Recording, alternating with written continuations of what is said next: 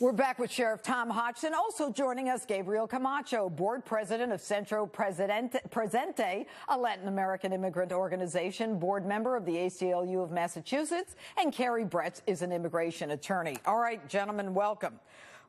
Why is Secure Communities profiling? I'll let the ACLU take that. Well, it's profiling because, first of all, we hear the argument that it's a data sharing program in which we all know that computers are colorblind. However, we need to understand who is doing the arresting in the first place.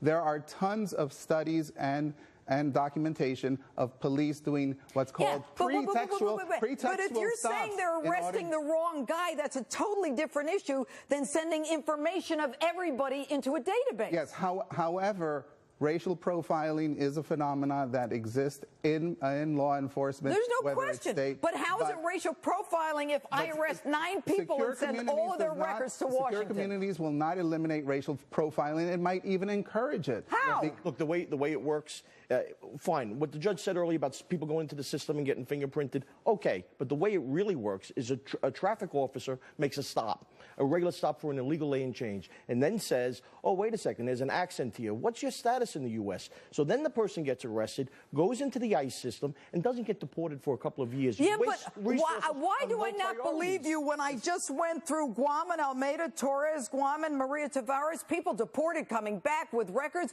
We've got people with felonies who aren't deported. What are you worried about? That's selective, Jeanine. Crimes... Judge, excuse me, I'm sorry. That's okay.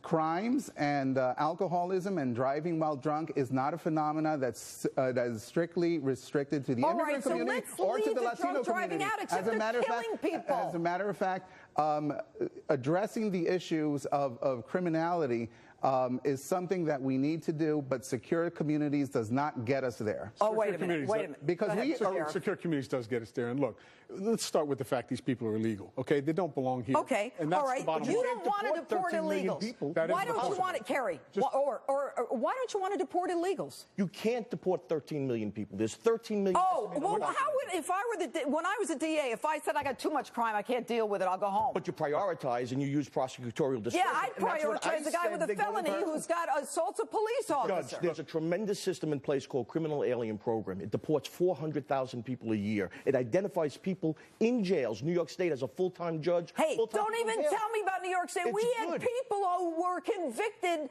and spent time in jail, and then when they had probation, what happened was they were illegals and they were still on probation. Not recently. Can't figure this stuff out. Not recently. The system is tremendous right now. People go into downstate and Ulster, which you know very well. They get identified as being deportable, and the deportation case and due process. All right, you're telling me about cases that are working. So then what are you worried about if we send the information to the FBI? Because you waste resources on the visa overstay, the guy who jumped the border 10 years ago. Waste resources? You want to talk about resources? If I may, Judge. If I may, Sheriff. If we didn't learn anything post 9/11, one thing we learned is that we needed to do everything we could to get as much information sharing between state, local, and federal agencies. And the bottom line is that if a guy gets put in there and he's overstayed his visa, ICE should know that. Absolutely, they should know. Because of course they should. Okay, Gabriel, you want to talk about resources? Do you know how many Americans are living in poverty? 46 million of them. Unemployment is over 9%. Yes. Why should we tolerate this problem when it's not just a criminal burden, it's an economic burden? People who've been paying their taxes aren't going to get Social Security. Immigrants pay their taxes also. Well, do they file a tax return? What does that mean? Excuse me. Can I have a chance here? Can I have a chance here? Sure.